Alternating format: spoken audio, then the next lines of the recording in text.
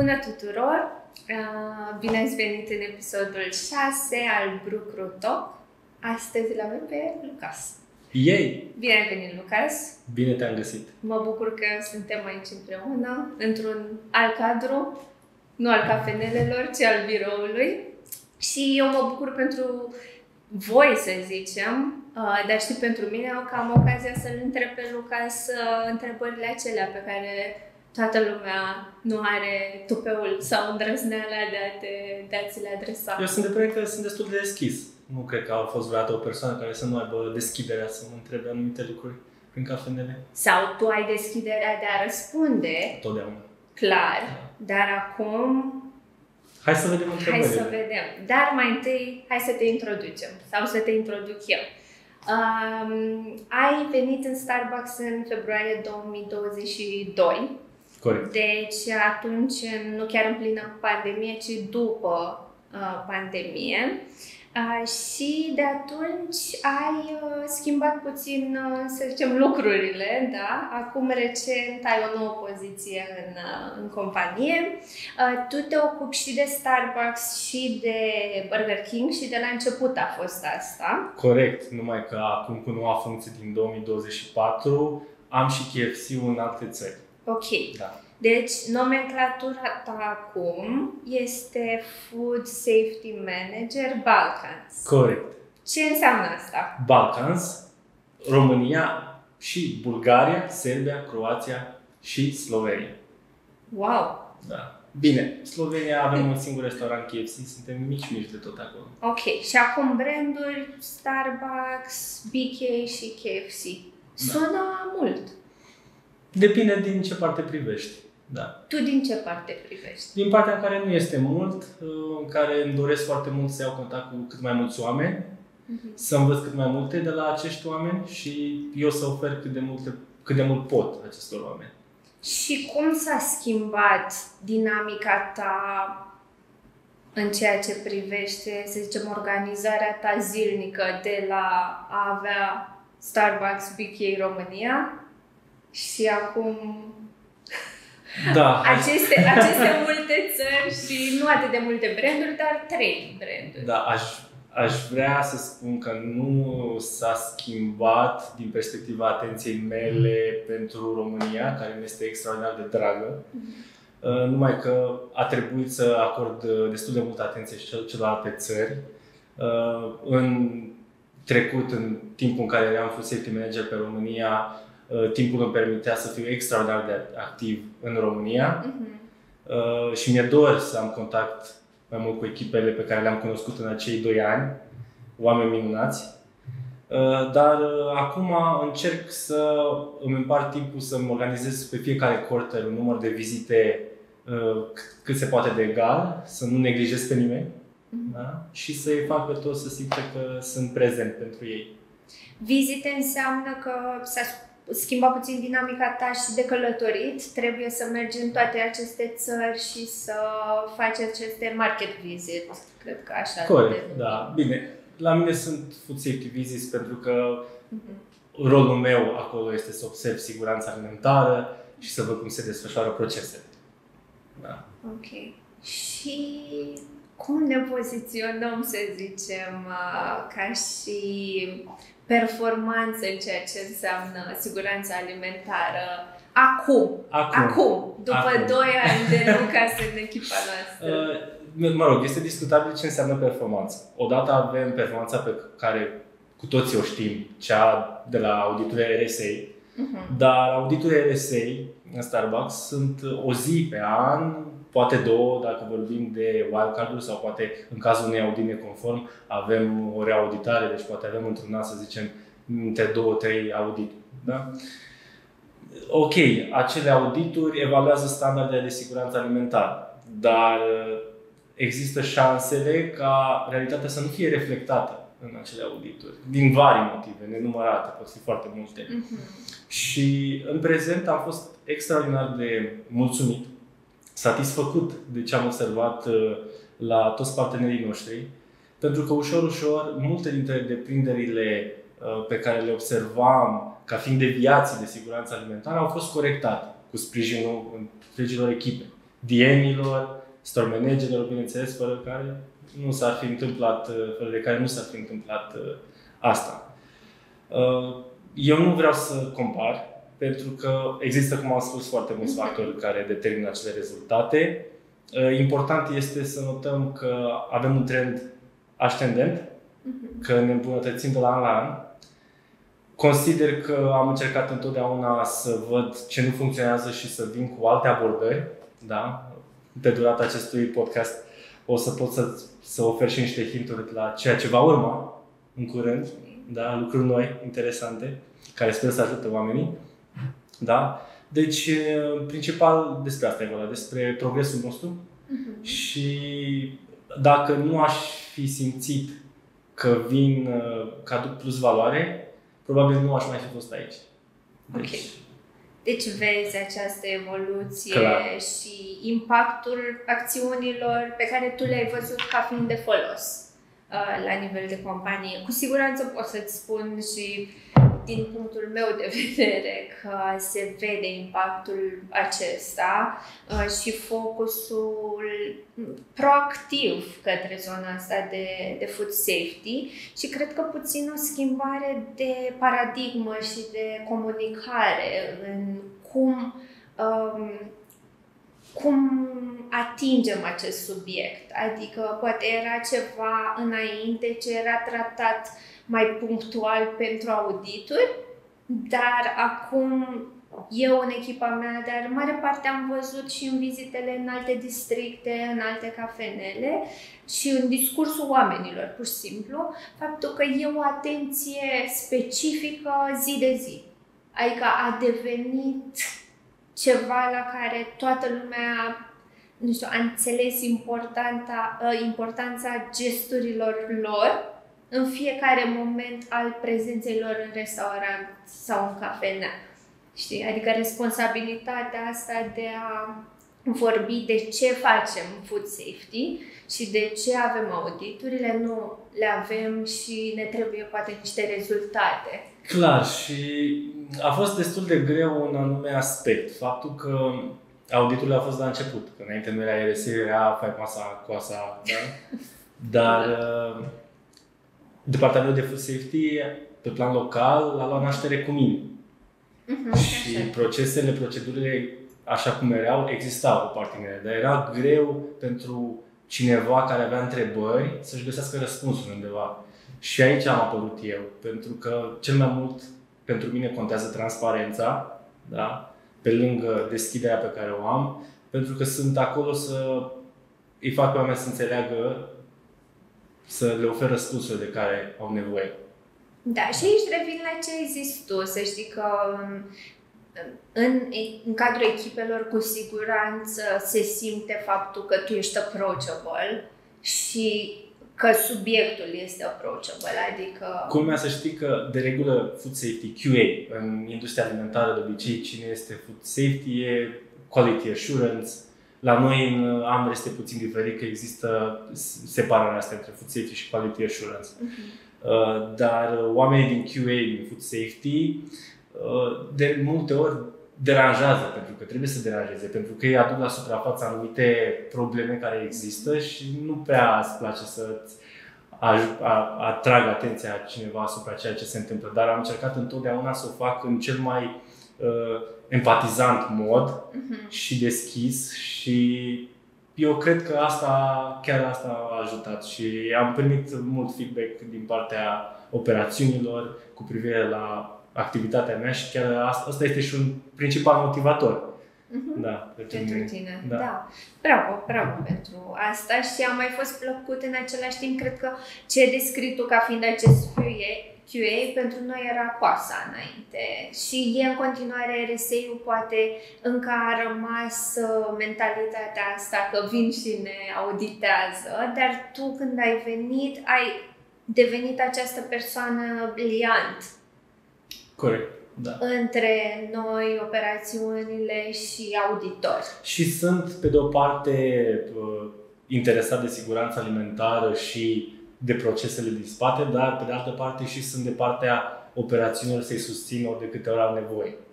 Da? Adică, ca să facem acum o paranteză interesantă la niște schimbări care vor apărea în audit în următoarele săptămâni, am sesizat următorul aspect. Că în standardul creat de Starbucks EMEA, anumite puncte erau destul de dure în interpretare și anume mai ales partea de dăunători, de prezența dăunătorii. Și am reușit, după ce am abordat Starbucks EMEA, să facem o delimitare și anume, în viitor, orice dăunător găsit în capcanele multicaptură care se regăsesc în locații, nu vor mai fi puncte critice, vor fi puncte minore.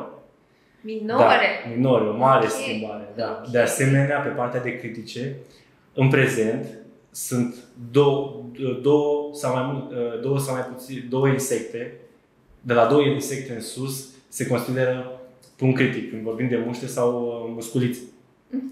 De peste 2-3 săptămâni, când vor intra schimbările în vigoare, vor fi de la 5 în sus și alea să fie prezente într-o zonă anume. Dacă, de exemplu, auditor ar vedea o muscă în bar, o muscă în spate sau 2 în spate și una în zona de lobby, nu va fi punct critic. Da? Deci... Pentru că trebuie să arate faptul că e o infestație în zonele de preparare și...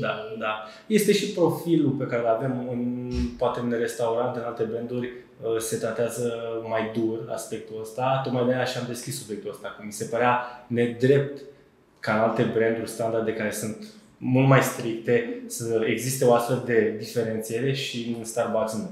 Și am reușit asta.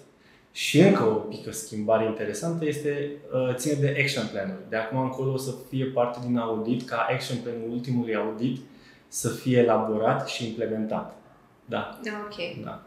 Deci asta vine cumva ca o obligativitate pentru operațional, nu? Corect. Și cum va fi verificat? Efectiv, acel raport pe care îl avem în format electronic a fi arătat. Nu trebuie printat, trebuie doar să existe în format electronic, să existe chiar poate și o corespondență și nu trebuie nimic mai mult, destul de interesant. Da.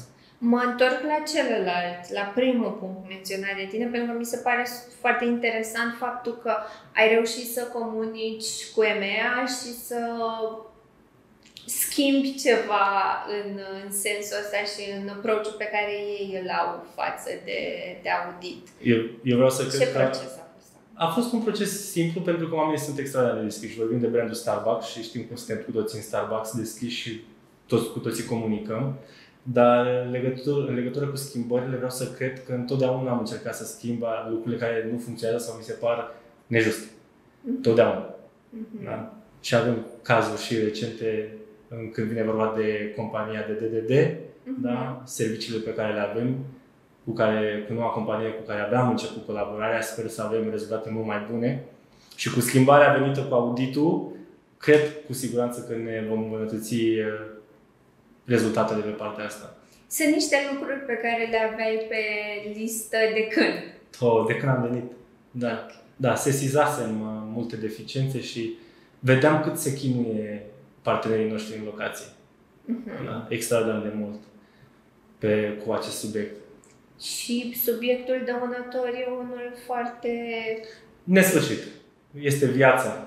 Asta e natura și viața. Exact. Și foarte important pentru noi, pentru că, într-adevăr, 2 musculițe sau gândăcei știu că periclitează toată zona de și un punct critic poate schimba complet rezultatul unui audit. Cum noi ne mai confruntăm cu multe alte probleme de siguranță alimentară, în mod special cu temperaturile din vitrinele de pastry. Sper în curând să reușim să rezolvăm și problema asta. Da? În curând. E ongoing, adică multe lucruri, așa cum tu ai reușit să bifezi acum lucruri pe care le aveai poate de 2 ani de zile pe lista ta, până și ăsta e un subiect pe lista cuiva. Da. Și unele lucruri, când vrei să le implementezi la nivel de brand, la nivel de 60 de restaurante, într-adevăr poate dura o perioadă cu siguranță mai lungă de timp, dar e bine să menționezi asta și partenerii se luptă cu asta în fiecare zi și it's good to acknowledge it, că e ceva ce, uite, în auditurile RSA apar acolo la critice și poate în operațional se încearcă tot ce ne stă în putință, să zicem, să le rezolvăm și uneori ne trag în jos la aceste audituri. Dar, cu toate astea, rezultatele sunt foarte bune. Sau bune. Bune. Hai să luăm așa, bune. Da, sunt bune. Unde ne situăm acum? Acum suntem un pic sub targetul de 80%, la 78% în urma rezultatelor de luna trecută. Comparativ cu anul trecut, ar fi greu să compar la lună, dat fiind așezarea în calendar a auditurilor. Dar anul trecut am finalizat anul cu 83%. Okay. An în care nu am avut un astfel de gol pe partea de rezultate de food safety. Anul acesta sunt. Mai sunt aproximativ 20 și un pic de audituri în total, cu tot cu wildcard-ul. N-aș ști acum exact să spun cifra, dar sunt 15 audituri de rutină și ce-a mai rămas wildcard-ul. Deci un 20 și un pic de audituri. Rezultatul de atingere, de obținere a golului este posibil și Dacă suntem la 78, da. Și după acest podcast, sigur. Mai este puțin, imediat trece anul. Mai ales de acum. Deja a intrat pumpkin spice-ul, dar lumea începe să ceară topinat. Deci, pentru noi se apropie Crăciunul. Ar fi greu să aleg din aceste două, într-adevăr. Spune-mi dacă suntem la subiectul ăsta, care e cafeaua ta preferată? Cafeaua mea preferată, o să fiu abstract. Ok. Cafeaua mea preferată e cea pe care o beau împreună cu cineva drag. Aceea e cafeaua mea preferată. E drăguț, te potrivești perfect profilului Starbucks. Da. Păi da, noi suntem totul despre poveste și despre a împărtăși cu ceilalți experiența aceasta de a savura o cafea. Și cu această întrebare și acest răspuns trecem și la lucruri mai personale. Deci am zis că de 2 ani ești aici, dar eu mi-aduc aminte prima noastră întâlnire. A fost în Hanul Emanuc. Tu erai încă la Hexa. Corect. Și nu mai știu exact cum o chema pe colega ta cu care ai venit. Șefa mea. Cafenea, șefa ta. Andreea Hoger. Da, așa e. Dar avem niște dificultăți acolo cu partea asta de food safety, dăunători, înoldați și ați venit împreună să ne oferiți consultanță și cred că la scurt timp după asta ai venit tu, nu chiar, a fost toamna lui 2021. Un sezon, a fost un anotimp. După un anotimp am apărut și eu, cu primăvara chiar. Exact, da. Și am fost super surprinsă, eram gen te cunosc de undeva și mi-a fost greu să-mi dau seama. Pe tine te-am văzut. Da, exact. Dar ne văzusem înainte și apoi, cunoscându-ne mai bine, am aflat că ai fost și la Emirates înainte de asta. Deci, spune-ne puțin despre tine și cum ai ajuns, să zicem, în domeniul ăsta și de unde schimbările astea. Am fost prin multe locuri, cei drept, și întotdeauna am vrut să experimentez cât mai multe când vine vorba de joburi. Inițial, primul meu job a fost undeva pe la 16 ani, pe partea de bărmănie, ospătărie, pe diverse evenimente. Până când am terminat liceul și am început un internship pe siguranță alimentară. În perioada acelui internship am învățat destul de multe, eram și la facultate, dar am învățat foarte multe pentru zona aceasta de siguranță alimentară. La finalul facultății, mi-am pus niște semne de întrebare cu privire la ce am făcut până în momentul acela și aveam foarte, foarte mulți colegi din liceu care au plecat la facultate în străinătate.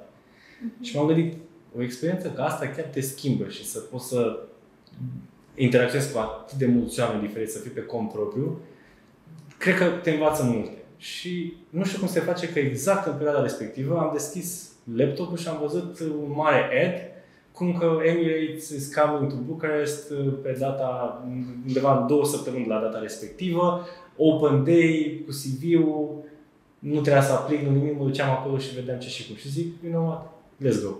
N-am nimic de pierdut. M-am dus și din prima am fost selectat, am fost angajat, le-am dat termen 2 luni de zile și am plecat.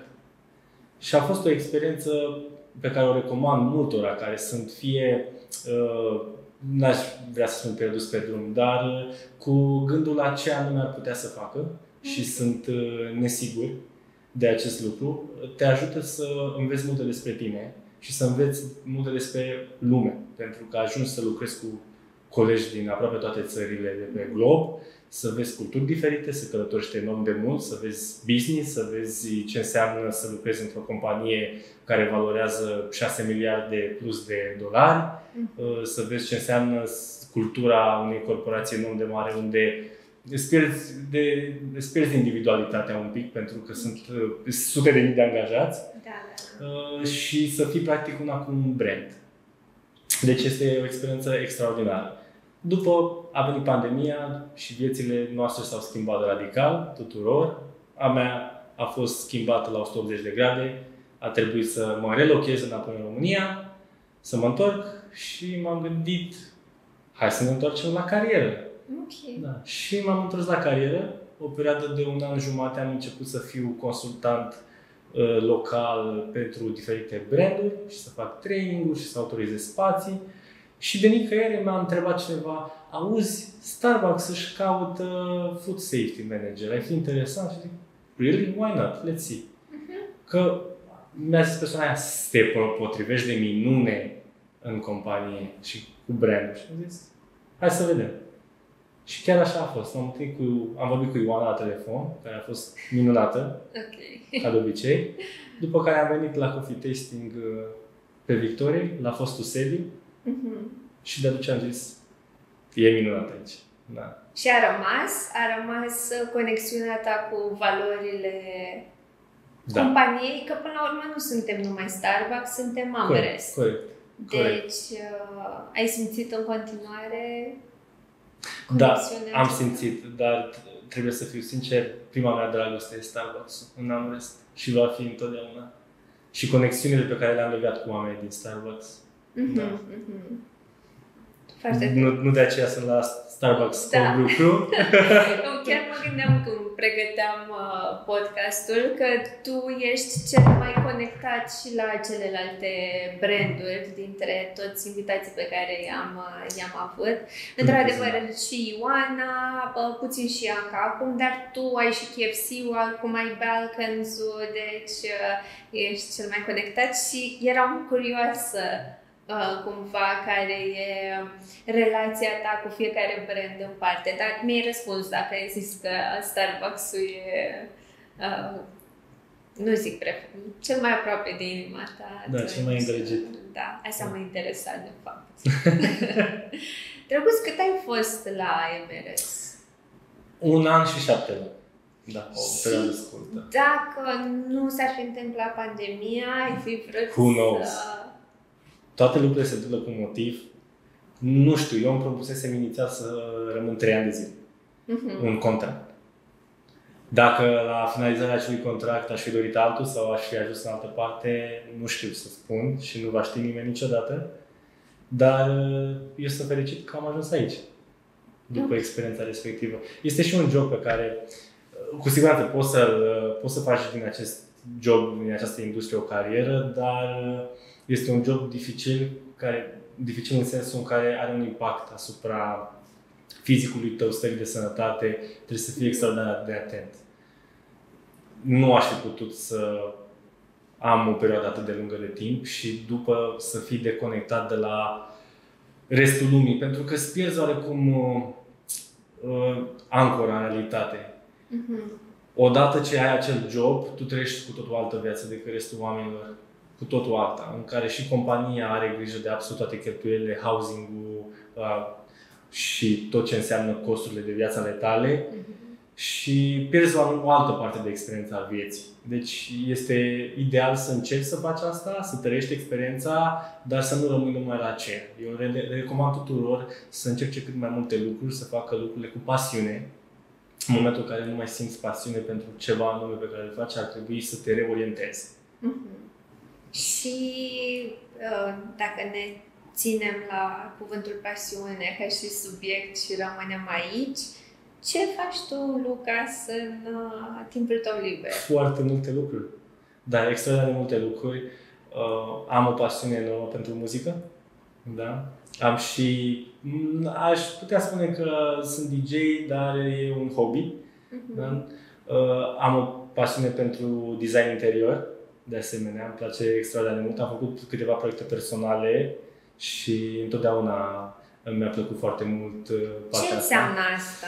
Proiecte personale? Înseamnă că am avut niște renovări de imobile, am ajutat chiar și prieteni, dar și două imobile din cadrul familiei mele pe care am avut ocazia să mă implic pe partea de renovare. Și de la alegerea finisajelor, poziționare, structură, multe aspecte de genul și... Deci de asta îți place să petreci timp cu Neanelu? Aveți subiecte de la Neanelu încerc să învăț cum se repară espresoare, dar încă nu vrea să-mi spună... Este secretul. Exact, ca să pot... Nu vrea să-i fur meseria. Da. Este o tehnică bună. Așa. Pentru Neanelu, da. Pe lângă asta, fitness-ul a devenit o pasiune mai recentă. Exact după ce m-am angajat în AmRest, în vara 2022, m-am certificat ca instructor de fitness. Da? A devenit o mică obsesie pe care am mai temperat-o, că nimic în exces nu este bun. Ce înseamnă fitness în exces? Să-ți conturezi întreaga personalitate asupra fitness-ului, cum unii foarte mult o fac. În general, trebuie să nu pui atât de multă presiune pe tine. Sunt mulți în fitness care ajung să se învinovățească dacă au o masă pe care ei nu o consideră calitativă sau că lipsesc o zi de la antrenamente și poate psihologic să afecteze. Da. Deci să-ți mai dai așa voie să treci și în afara sferei respective, da, să nu pui presiune pe tine. Asta și am încercat să fac și la muncă, să nu pun presiune pe mine când nu ajung să îndeplinesc așteptările față de performanța mea. Pentru că nu poți controla absolut totul. Așa e. Și lucrurile se fac în echipă, nu poți să le faci singur. Și cum e pentru tine partea asta de echipă? Adică ce simți tu ca fiind echipa ta? Pentru că jobul tău poate e atât remote și lonely, dar și lonely foarte... nu este lonely, niciodată nu a fost. Pentru că eu sunt omul din cafenele care sunt true. Lonely în sensul în care nu ai o echipă...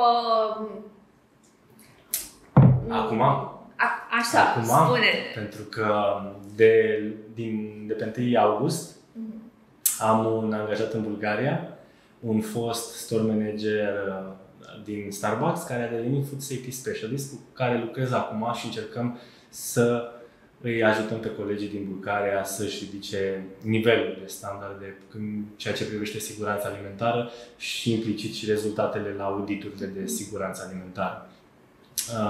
Este ceva nou, încă nu pot să îți explic cum este să am această mică echipă, da? Dar sunt entuziasmat și fericit că se extinde departamentul de food safety în zona aceasta. Și o să fie o direcție în care veți merge, adică și în alte țări și pe alte branduri să aveți... Odată cu expansiunea în alte țări va veni și nevoia asta.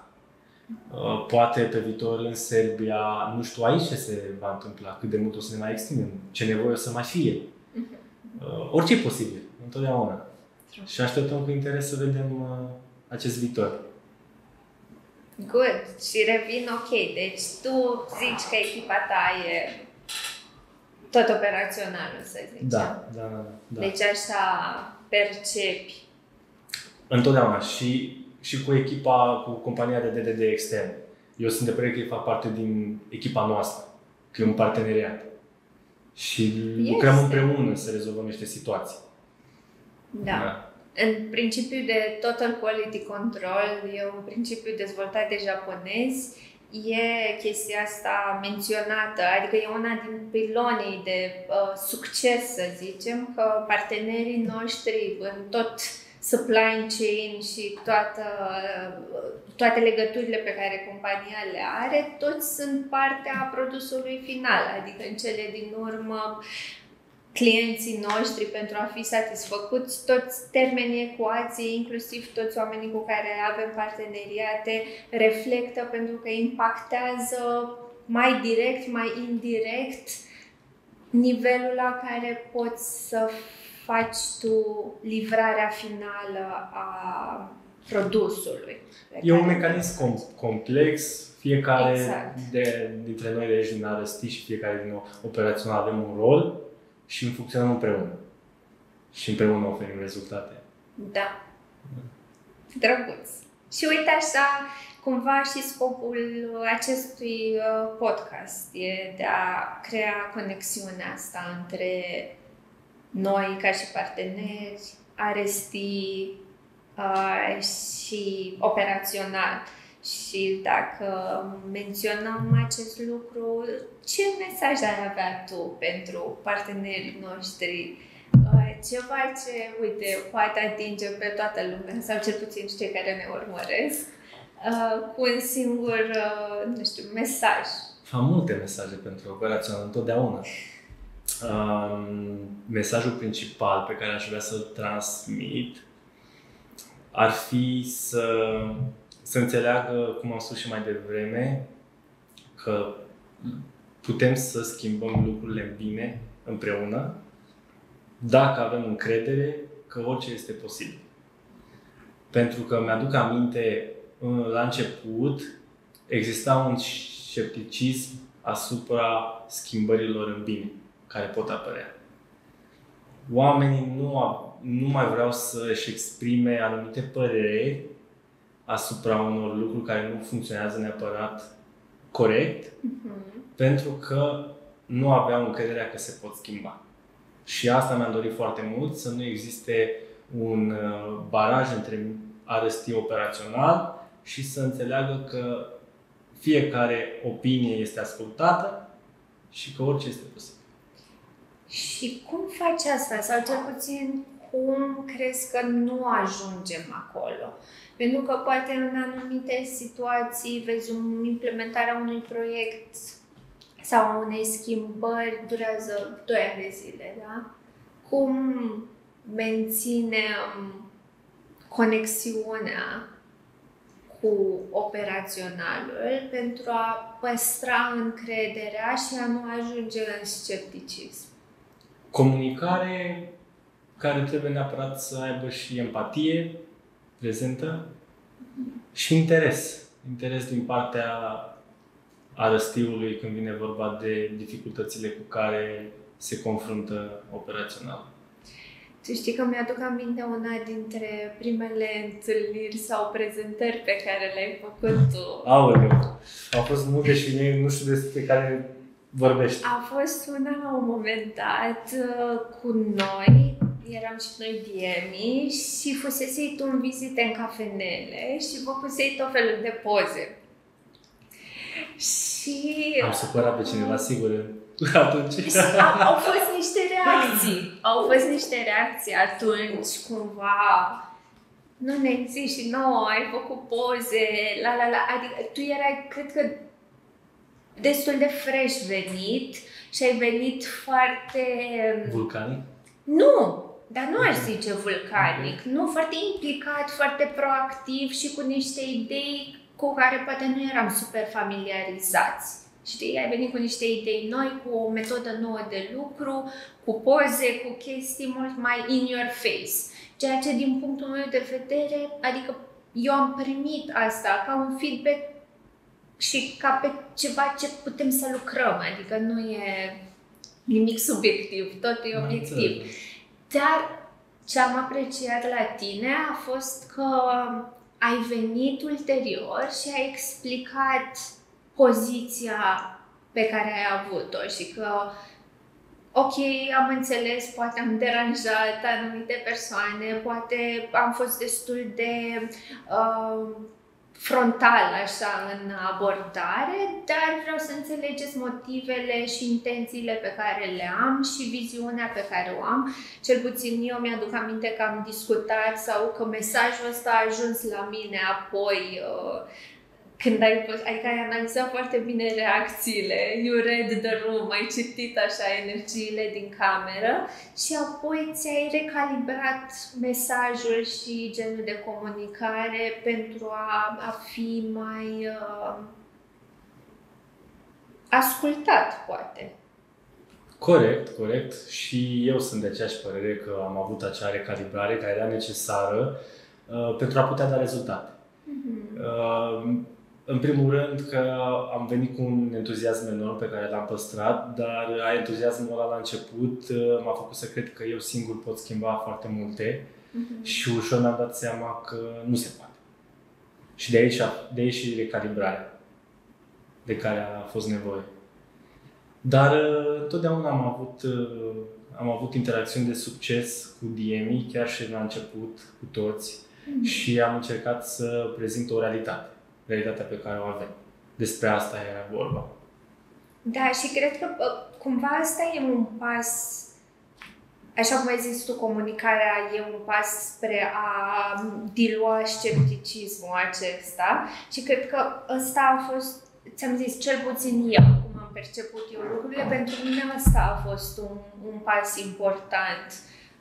Cum ai venit tu și energia respectivă și pur și simplu hai să discutăm despre realitatea lucrurilor și să ce putem face împreună. De acolo, exact. Adică fără nimic, niciun fel de greutate subiectivă sau știi, uneori simți așa că poate... Da, am observat în general în anul ăsta în care ne aflăm, în perioada în care ne aflăm, că sunt mulți oameni foarte fragili care pot interpreta anumite afirmații într-un mod greșit. Și este nevoie de o atenție în exprimare, cu siguranță. Uite, tu ești un om destul de profi. Adică mulțumesc dacă asta consideri. Îți adaptezi discursul într-un mod profesional, ai niște limite, boundaries pe care le respecti la nivel profesional și cel puțin zic că așa percep eu, dar poate e susținută de mai multe persoane, dar noi am mai și discutat despre asta fiind unul din principiile tale. Și un alt ce mai e așa un subiect destul de recurent la noi este work-life balance-ul ăsta și principiul între profesional și personal. Cum te raportezi tu și spune-mi care e asta vreau să spun că nu trebuie să discutăm despre asta, că aici am o mică deficiență. Pentru că, așa cum le-am spus și chiar mi-a spus un store manager că el a apreciat foarte mult cum la început le-am transmis tuturor că sunt disponibil la orice oră, oricând să fiu contactat. Ok, da. Și n-a crezut inițial asta, dar chiar așa este. Eu pot fi contactat și în weekend, dacă există o situație, sunt mereu conectat la ce se întâmplă, prin telefon, WhatsApp, Teams, e-mail. Când am plecat în concediu câteva zile și nu am avut telefonul de muncă la mine, m-am simțit devastat la întoarcere, pentru că m-au copleșit mult mai mult toate informațiile pe care le aveam acumulate, de care nu știam absolut nimic, decât dacă aș fi fost prezent pe parcursul acelor zile libere. Și asta funcționează foarte bine la mine, deoarece în trecut lucram consultant pe proiecte, pe finalizarea proiectelor. Și eram practic motivat să fiu constant activ și prezent până la finalizarea acelor proiecte.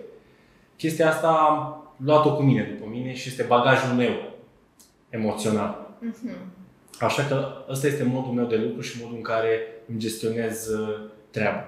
Este corect pentru mine. Nu o recomand tuturor, dar asta la mine funcționează cel mai bine. Și ca eu să mă simt bine în pielea mea și să nu am pic de urmă de stres, asta este abordarea mea în ceea ce privește balance-ul ăsta. În perioada în care am conectarea aia, sunt totuși conectat și la ceea ce fac eu în momentul respectiv.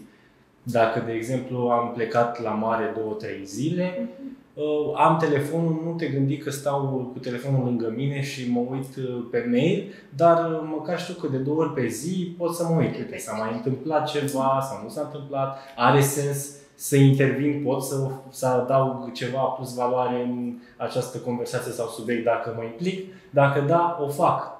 Și îmi creează satisfacție chiar și în timpul vacanței. Dacă nu, o las lucrurile să se desfășoare așa cum e nevoie. Ok, înțeleg asta și pentru mine asta ajută să nu mă deconectez total, ci să fiu conectată, adică să știu ce se întâmplă cumva și bine, cred că la noi și la tine la fel, e comunicarea asta cu echipa, ne puteți contacta oricând dacă se întâmplă ceva. Control, situație. Da, exact. Da. Dar în același timp, când dorești să ai niște timp liber, mail-urile se adună, mesajele se adună. Deci dacă check-ul ăla te ajută să mai dai din, nu știu, gândurile, că gândurile tot rămân. Exact. Deci, adică sunt niște chestii metafizice așa care rămân, dar în același timp și pe mine mă ajută să scap de e-mail-urile alea, să am 200 când mă întorc, măcar să șterg din cele care sunt sau să le pun pe categorii și apoi când mă întorc sunt 100. Și să vedem că o să am un test pentru mine acum la final de an, deoarece aș vrea să-mi iau concediu îndelungat, să vedem cum va fi, că n-am avut niciun concediu așa de lungă durată în Amrest, de cât timp sunt în Amrest și să văd exact cum... O să funcționeze metoda. Da, dacă funcționează sau nu. O să ne spui. Cu siguranță. Și dacă tu ai lucrat la Emirates și ai călătorit și ai văzut locuri frumoase, ar fi un loc care ți-a rămas în inimă și ai recomanda oricui să, nu știu, să meargă? Sau poate sunt 2 locuri diferite? Sunt mai multe, într-adevăr. Pentru mine sunt locurile acelea minunate, pot fi și pentru multe alte persoane, dar întotdeauna când vine vorba de călătorit și primesc întrebări pe baza experienței mele din trecut, mereu întreb oamenii, am un set de întrebări, să aflu exact ce așteptări au de la un concediu. Pentru mine cele 2 locuri, sau aș zice chiar 3 locuri, că sunt diferite între ele. Am rămas cu o dragoste enormă pentru Japonia, dat fiind și pasiunea mea pentru cultura japoneză, pentru anime. Din copilărie, Japonia a fost un vis devenit realitate. După care am Noua Zeelandă. Superbă natura, superbe locuri. Am fost și pe platoule de filmare Lord of the Rings, din nou alt univers pe care îl ador. Și în ceea ce privește locațiile exotice, am Filipine pe listă, dar nu am putut să petrec timp în Indonezia, în Bali, ca să mă pot pronunța. Este posibil ca Filipine să fie înlocuit de Bali după ce voi avea acest concediu în Bali. Asta pentru că, la fel, îmi place mult cultura asiatică, dar îmi plac și locurile exotice. În Japonia ai parte de cultura asiatică, dar ai parte de tot ce înseamnă partea asta futuristă, societatea lor care este fabuloasă, este interesantă și modul în care ei funcționează, partea de anime și, bineînțeles, cireșii japonezi super. Ai fost atunci în sezon? Da, e la finalul sezonului, dar a fost suficient, da, pentru mine. Foarte drăguț. Sunt toate destinații departe. Într-adevăr. Dar nu e așa întotdeauna, știi? Ce mai departe, ce mai greu de obținut, e ce mai frumos. Și pentru că e mult mai diferit de realitatea ta. Da. Deci, poate și asta te atrage sau îți place. Sau poate nu. Poate sunt alte personalități care nu sunt mult mai atrase de diferit. Dar ca să le ofer oamenilor o recomandare mai apropiată, așa. Turcia, Capadocia. E un must see in this lifetime. Adică trebuie neapărat să trăiască cineva experiența aceea de Capadocia, ceea ce înseamnă conectarea la un alt univers. Eu, cel puțin când am fost acolo, m-am simțit efectiv într-o altă lume.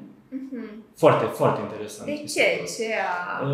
Ce este diferit? Cum este construit orășelul, experiențele de acolo, câte activități este pe care, nu știu, 2-3 km pătrați, este foarte mic. Nu știu exact, dar este un orășel foarte mic, dar în orășelul ăla foarte mic ai atâtea lucruri de făcut. Să poți să iei cai, să călărești printre zonele muntoase, să ajungi prin valea călugărilor creștini care se ascundeau acolo. Ai baloanele faimoase pe care poți să le vezi de pe terasă, de pe acoperiș, sau poți să ai călătoria cu balonul, poți să iei ATV-ul la fel, să mergi printre văile alea, zona de covoare superbe, am de aici și partea de design interior care n-am cum să zic că nu are o influență asupra plăcerii mele de a merge și a vizita acele shop-uri, acele magazine de covoare. Dar este super bun și mâncarea bună. E tot ce trebuie este acolo. Pentru un weekend, 3-4 zile. Okay. Ca să fii sigur că poți să prinzi călătoria cu balonul. Dacă ai prinzi anumite perioade în care vremea nu permite ca balonul să se ridice de la sol, e posibil să nu ai ocazia să le vezi. Sau să ai plimbarea cu balon. Te-ai plimbat cu balon? Adică am avut 3 zile și din 3, 2 au fost cu vreme nefericită, multe vânturi, iar am decis în prima zi să observăm baloanele de pe acoperiș. Da, ceea ce a fost frumos. A fost foarte frumos, da, dar n-am apucat să am Nu ai o poză undeva? Corect, am poza cu baloanele. Da. Acum ai o poză nouă, nu? Da, poza la renovarea de la Craiova. Cum a fost experiența unei redeschideri? Deschiderea, noi am fost împreună la Arad, la deschidere. Cum ți se pare momentul ăla?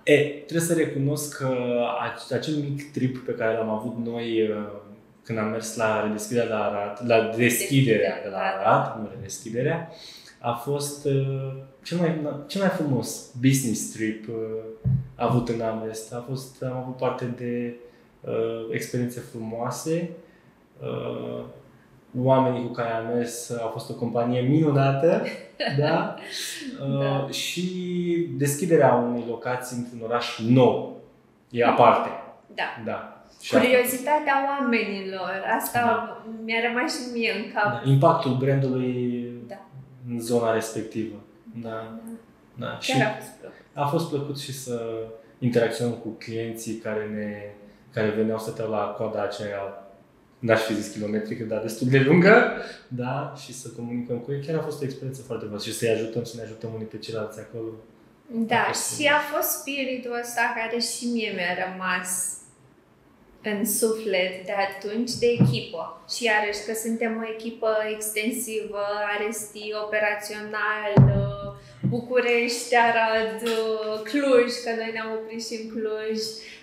Deci a fost o oportunitate frumoasă și un eveniment frumos de conexiune. Și ajung la ultima întrebare. Ok. Ai zis că te conectezi la valorile Starbucks. Noi am avut și schimbarea aceasta de misiune și ultima mea întrebare este cum vezi tu această parte de limitless possibilities of human connection în cadrul domeniului tău, în cadrul companiei noastre și rutinei tale zilnice? O întrebare grea. Întrebare foarte grea. Da, deci în cadrul Amrestului consider că deschiderea către comunicarea directă pe care o avem, aia ne poate face să atingem orice obiectiv, orice misiune și să oferim rezultatele pe care le așteptăm de la noi, în primul rând, pentru că toate procesele, inclusiv cele ce țin de siguranță alimentară, dacă sunt respectate și punem preț pe ele, conturăm o imagine profesională și este foarte important, consider eu, să facem lucrurile astea pentru noi. Mm-hmm. Da. Să știi că mă gândeam că sau să fie răspunsul. Da? Pentru că deja a fost evident în timpul discursului nostru faptul că prin sinceritatea asta, că până la urmă a spune realitatea și a fi direct cu oamenii și din punctul meu de vedere creezi o conexiune care este înrădăcinată în ceva sănătos, care va crește apoi într-un copac și va fi roditor. Adică din prima plantezi cu sinceritate și cu viziune către viitor până la urmă și aia e conexiunea profundă, poate. Atât la nivel profesional, cât și la nivel personal până la urmă. E o învățătură pe care cu toții putem să o avem pentru viața noastră și apreciez asta. Mă bucur. Îți mulțumesc pentru discuția de astăzi. A fost o mare plăcere. În încheiere, totuși, îți mai dau oportunitatea, dacă vrei să mai trimiți un mesaj către parteneri, pentru că ai zis că ai multe mesaje. Ne-ai spus deja de proiectele care urmează. Da, chiar am un mesaj. Cum am spus eu, că întotdeauna vin cu abordări noi, cu provocări noi. Îmi doresc foarte mult să implementez webinarii pe care le voi face pe subiectul food safety, în care voi prezenta diferite teme și voi oferi posibilitatea ca oamenii să aibă acces la acele webinarii oricând își doresc, pentru a reîmprospăta informații, pentru a învăța lucruri noi, ce țin de siguranța alimentară, bineînțeles. Și sper ca acest tool să fie unul folositor pentru oamenii în viitor, pentru partenerii noștri. Super! Păi succes cu ele! Mulțumesc.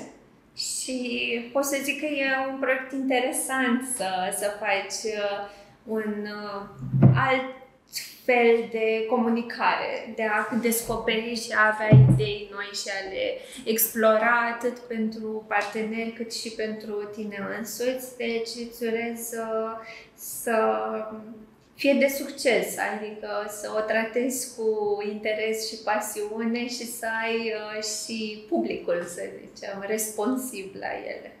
Și eu aștept asta. Abia aștept să văd cum o să fie recepționat acest mic proiect.